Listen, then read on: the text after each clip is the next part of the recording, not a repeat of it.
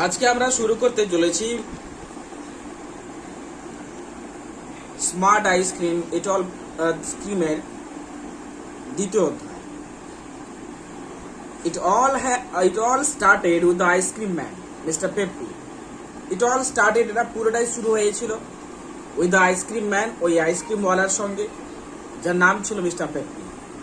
He had a van, তার একটি van গাড়ি ছিল, হুইচ হি পার্ক, যেটা সে পার্ক করে রেখেছিল আউটসাইড দ্য স্কুলের পাশে, আউটসাইড এর preposition.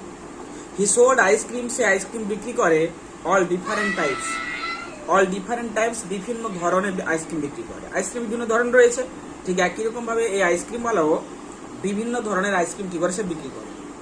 He had every flavour there is, তার কাছে বিভিন্ন ফ্লেভারের ছিল, বিভিন্ন স্বাদের ছিল।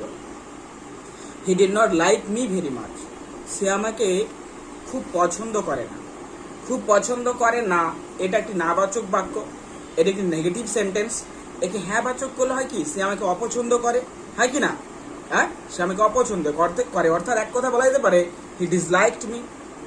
তাই বলা হচ্ছে he did not like me very much, সে আমাকে খুব পছন্দ করে না। হি টোল্ড মি ওয়ান্স, সে আমাকে একবার বলেছিল, ইউ থিঙ্ক, তুমি মনে করো, ইউ আর স্মার্ট, তুমি মনে করো তুমি খুব চালাক, তুমি খুব smart. One day you will be too smart, একদিন তুমি খুব চালাক হবে। তারপরে মিস্টার পেপি কথা বলতে মিস্টার পেপির কথাতে আমি শুনে হেসেছিলাম, বক্তা হেসেছিল। তাই বলছে I just laughed and walked of, আমি শুধুমাত্র হেসেছিলাম এবং চলে গিয়েছিলাম। আই নিউ, আমি জানতাম, he would not do anything, আমি জানতাম সে আমার কিছু করতে পারবে না।